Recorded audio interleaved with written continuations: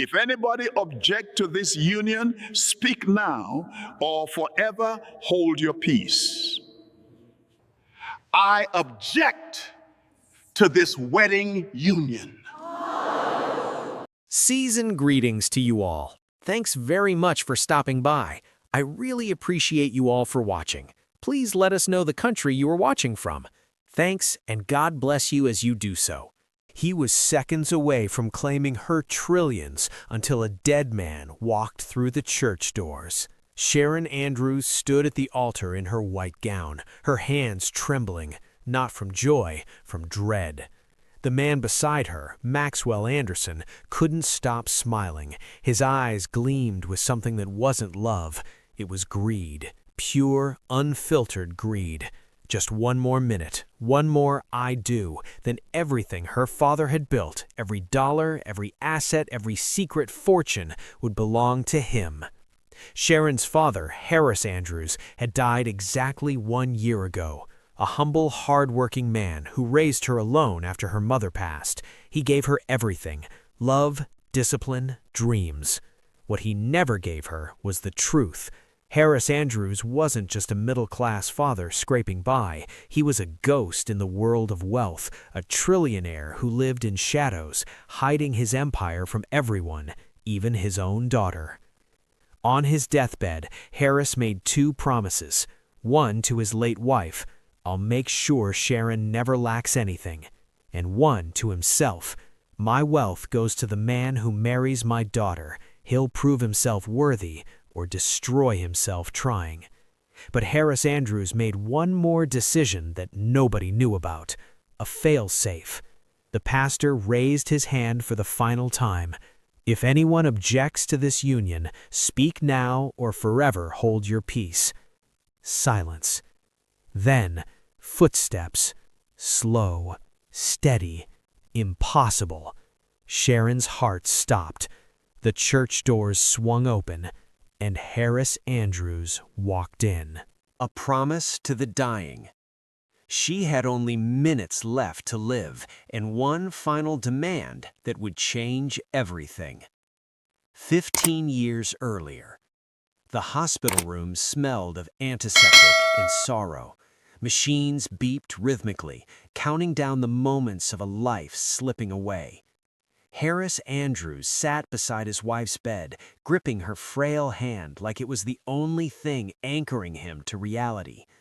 Their daughter, Sharon, just 9 years old, waited outside with a nurse, too young to understand that goodbye was coming.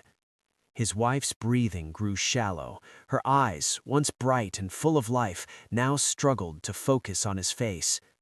"Harris," her voice was barely a whisper. "I'm here. I'm right here." His voice cracked. She squeezed his hand with what little strength remained. "Promise me something. Anything." "Sharon." A tear rolled on her pale cheek. "She's going to need you more than ever.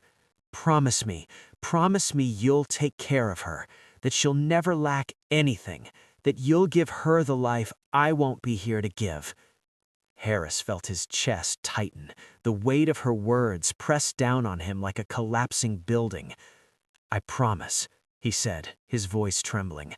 "I swear on everything I am, Sharon will have everything. I'll protect her. I'll provide for her.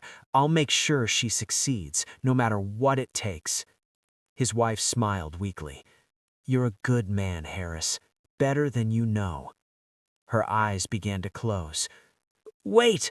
Harris choked, but she was already gone. The machines flatlined. Harris collapsed onto her chest, sobbing uncontrollably. Outside, young Sharon heard the sound and knew her world had just shattered. From that moment, Harris Andrews became a man possessed. He worked relentlessly, building an empire in secret, never touching a single dollar for himself. Every cent, every investment, every risk, it was all for her. And he vowed that only one man would ever control it, the man who married his daughter. But Harris Andrews made one critical miscalculation. He never imagined that man would be a monster. She made her father proud in every way possible, but she had no idea what he was secretly building for her. Years passed. Sharon Andrews blossomed into everything her father hoped she would be. Smart, kind, ambitious, she carried her mother's grace and her father's resilience. Harris kept his promise.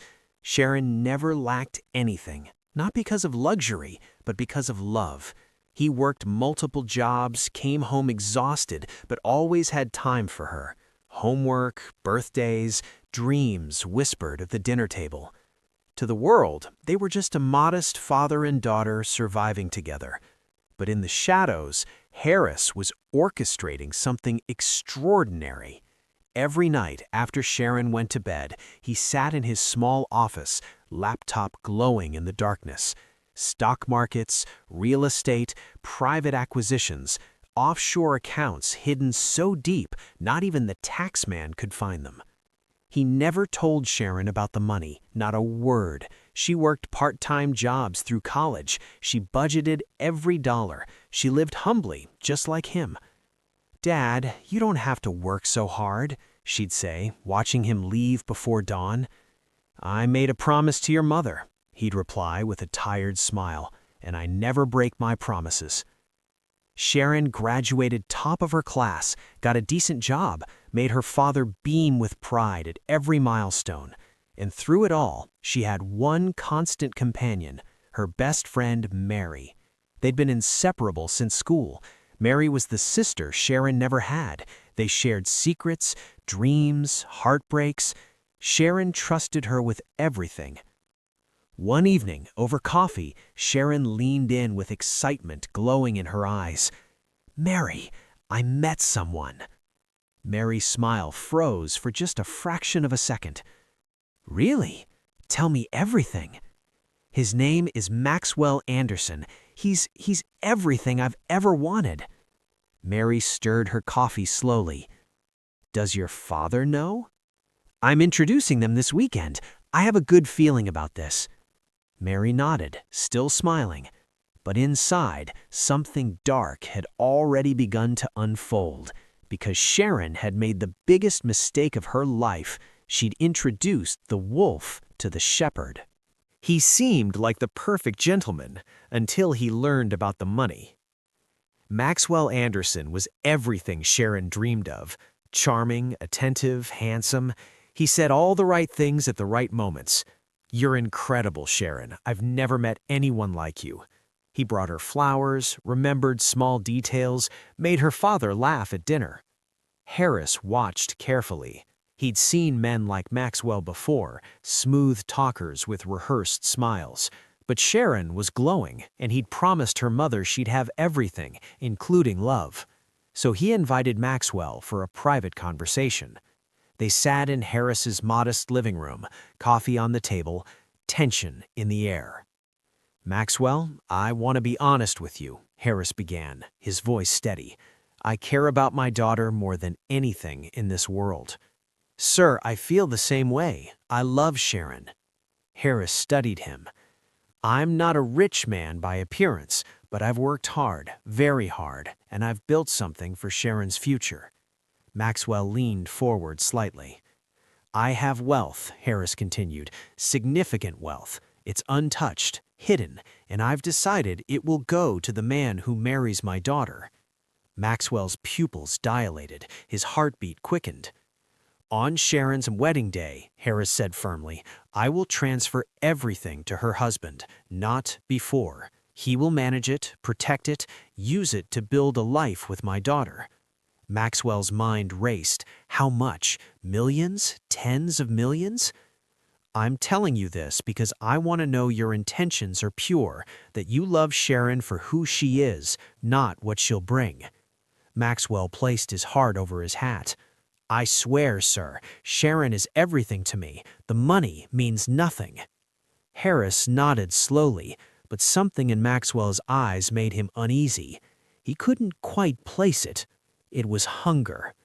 Maxwell left that house a changed man. Sharon noticed it immediately. He became more attentive, more eager to please her father, more insistent about moving forward. "Let's get married soon," he whispered one night. "I don't want to wait." Sharon blushed. "You really mean it?" "I've never meant anything more." She thought it was love, but Maxwell Anderson had just found his golden ticket, and he was already planning how to cash it in. 5 months later, everything changed, and the nightmare began with a phone call. Sharon's 24th birthday started like any other morning. She woke up excited, expecting her father's traditional birthday breakfast, pancakes shaped like hearts, just like when she was a child. But Harris wasn't in the kitchen. She found him collapsed in his bedroom. "Dad? Dad!" The ambulance came too late. At the hospital, the doctor's words felt like knives. "I'm sorry, Miss Andrews. We did everything we could. Your father is gone." Sharon's world shattered for the second time in her life. Maxwell held her as she sobbed. Mary rushed to the hospital, tears streaming down her face. They surrounded her with comfort, with condolences, but Sharon barely heard any of it. Her father, her rock, her hero, her everything, was gone. 3 days after the funeral, before Sharon could even process her grief, a man in an expensive suit knocked on her door. "Miss Andrews? I'm Richard Chen, your father's attorney. I'm very sorry for your loss. But there are matters we need to discuss immediately." Sharon, hollow-eyed and exhausted, let him in. Maxwell stayed close, his hand on her shoulder.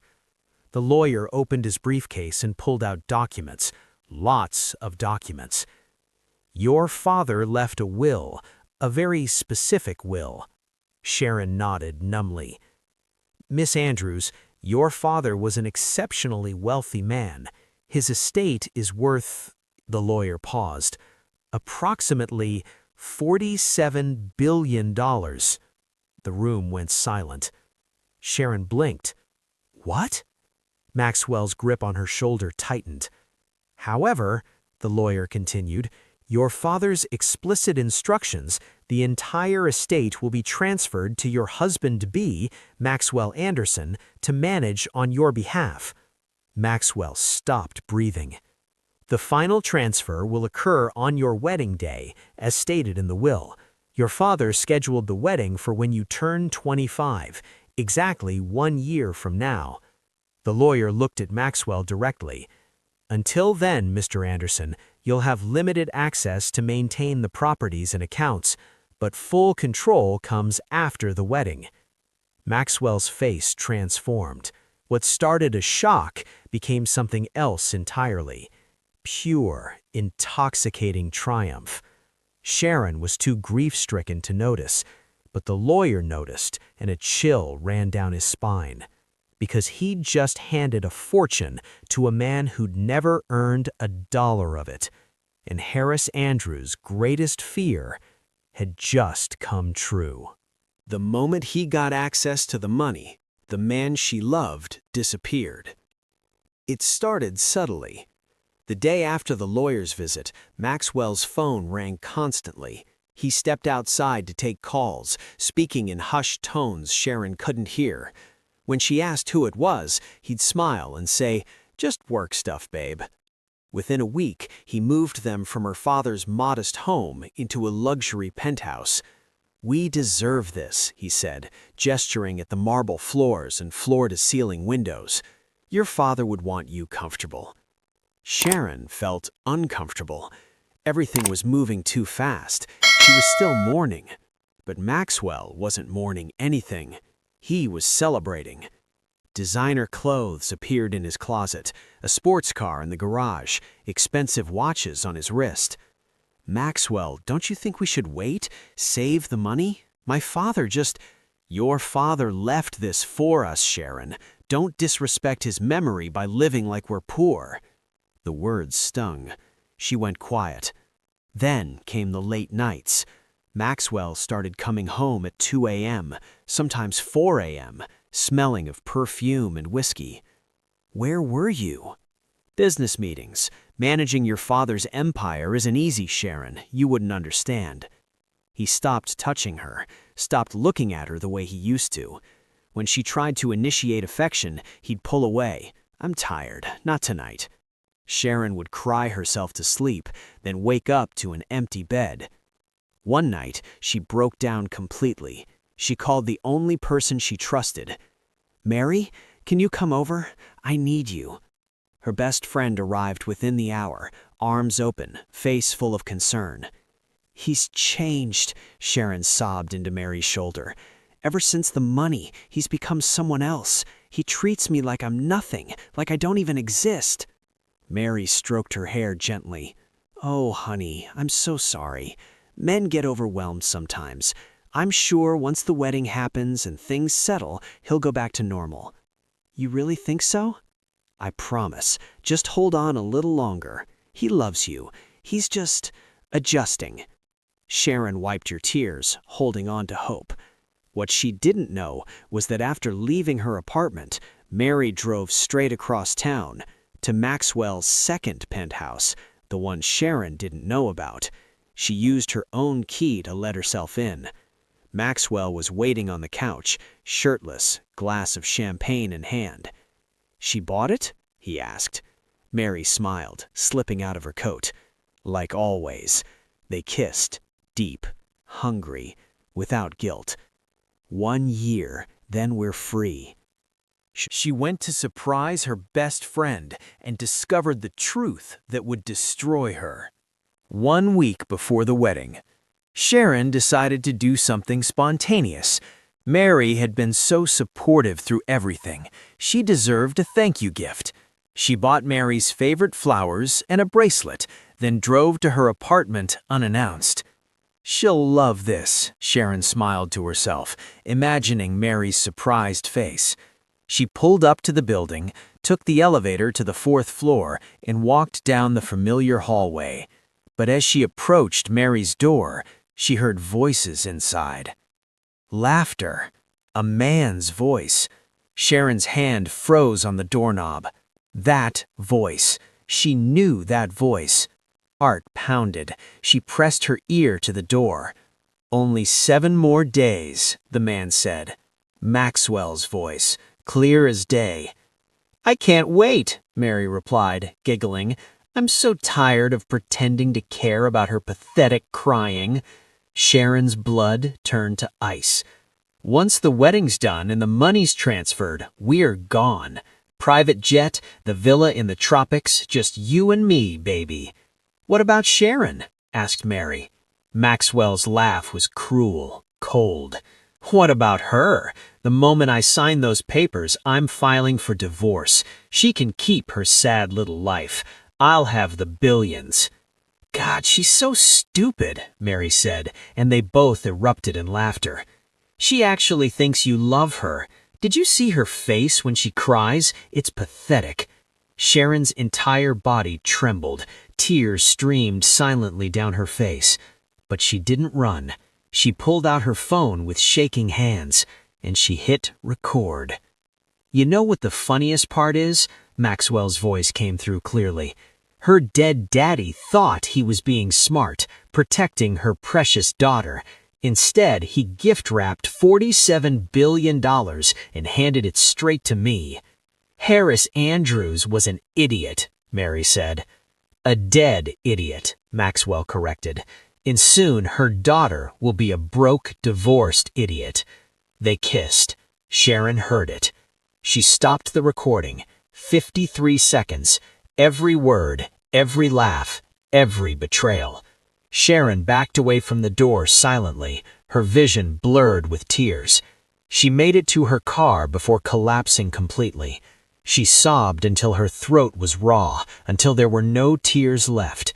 Then, with red eyes and a shattered heart, she made a decision. She drove straight to her father's lawyer. This wasn't over. Not yet. She had proof of their betrayal, but the law didn't care. Sharon burst into Richard Chen's office, her face swollen from crying, her hands clutching her phone like a lifeline. "Mr. Chen, please, you have to help me." The lawyer looked up, alarmed. "Miss Andrews? What's wrong?" She thrust her phone at him. "Listen, just listen." He played the recording. His expression darkened with every word. When it finished, he sat back heavily in his chair. "Dear God, I'm so sorry, Sharon. Can you stop it? Can you stop the transfer? They're using me. They planned this whole thing. My father's money." "I know." His voice was heavy with regret. Richard Chen stood and walked to the window, hands clasped behind his back. "Your father came to me 5 years ago with very specific instructions. He was paranoid, isn't the right word. Cautious. He'd seen too many fortunes destroy families, turn loved ones into vultures. Then help me!" "I can't." He turned to face her. "Your father's will is ironclad. I drafted it myself. The wealth transfers to your husband on your wedding day. No exceptions, no loopholes." "But he doesn't love me. He's stealing from me." "Legally, it's not theft. Your father made him the beneficiary. Once you're married, Maxwell has full legal control." Sharon felt the room spin. "So I'm just supposed to marry him, hand him everything, let them win?" The lawyer duplicated the recording onto his secure drive. "I'll keep this as evidence. If you choose to divorce him after the wedding, this could help in proceedings.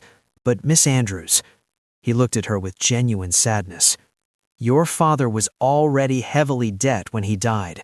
The estimated value of the estate will likely be covered by debt settlement." Sharon stumbled out of the office in a daze. She sat in her car for an hour, staring at nothing. Every option led to the same conclusion. She was trapped. If she canceled the wedding, Maxwell would disappear with whatever access he already had, and she'd never see justice. If she went through with it, he'd take everything and abandon her anyway. Her father had tried to protect her. Instead, he'd built her a beautiful cage. That night, Sharon knelt beside her bed, something she hadn't done since childhood. "God, if you're listening, I need a miracle. Please, I need my father. I need help. I need anything." She cried until exhaustion pulled her into sleep. She walked down the aisle knowing it was a trap, but she had nowhere left to run. The wedding day arrived like an execution. Sharon stood in the bridal suite, staring at herself in the mirror. The white dress felt like a costume. The makeup couldn't hide the emptiness in her eyes. She'd spent the last week pretending, smiling at Maxwell, thanking Mary for being her maid of honor, playing the role of the happy bride. Inside, she was screaming. "You look beautiful," Mary said, adjusting Sharon's veil. Her voice dripped with false sweetness. Sharon met her eyes in the mirror. "Thank you for everything. For being a snake, for betraying me, for stealing the only man I ever loved, even though he was never worth having." But she said none of it. She just smiled. The church was packed. Hundreds of guests, flowers everywhere, an orchestra playing softly. Maxwell stood at the altar in a custom tuxedo, practically vibrating with anticipation. His eyes weren't on Sharon as she walked down the aisle. They were on the lawyer sitting in the third row, briefcase on his lap. That briefcase contained the transfer documents, $47 billion waiting for a signature. Sharon reached the altar. Maxwell took her hands. His palms were sweating. Not from nerves, from greed. The pastor began. "Dearly beloved, we are gathered here today." Sharon's mind drifted. She thought of her father, of her mother, of every moment that led to this nightmare. "I'm so sorry, Dad. I failed you. If anyone here objects to this union, speak now or forever hold your peace." Silence. He repeated it. "Speak now." Nothing. One final time. Or forever. The church doors exploded open. Everyone turned. Footsteps echoed through the stunned silence. Slow, deliberate, Impossible. Sharon's heart stopped. Maxwell's face went white as bone. Mary gasped, her bouquet falling to the floor. Because walking down the center aisle, flanked by his lawyer and his doctor, very much alive, was Harris Andrews. His eyes locked on Maxwell with the cold fury of a man who'd seen everything. "I object," Harris said, his voice cutting through the church like thunder. Sharon collapsed to her knees, sobbing. Maxwell stood frozen, his billion-dollar dreams evaporating before his eyes. And Mary, she bolted for the side exit. But the doors were already blocked. The dead man had come back, and he'd brought receipts. Harris Andrews wasn't supposed to be alive, but there he stood, breathing, watching, waiting. Maxwell's entire world just collapsed in front of 300 witnesses, Mary's betrayal exposed, Sharon's tears finally making sense. But here's what nobody knows yet. How did Harris survive? What was his real plan all along? And what happens to Maxwell and Mary when a trillionaire decides it's time for revenge? Because this was just the beginning. Sharon thought she'd lost everything. Maxwell thought he'd won the lottery. Mary thought she was untouchable. They were all wrong. The real story starts now. The karma, the destruction, the justice Harris Andrews spent a year orchestrating from beyond the grave. If you want to see Maxwell and Mary's complete downfall, if you need to know how Harris faked his death and what nightmare he's about to unleash, then smash that subscribe button right now. Hit the notification bell so you don't miss part 2. Drop a like if you're Team Sharon. Share this with someone who loves revenge stories. And comment below, what should happen to Maxwell and Mary? Part 2 drops soon. Trust me. You don't want to miss this.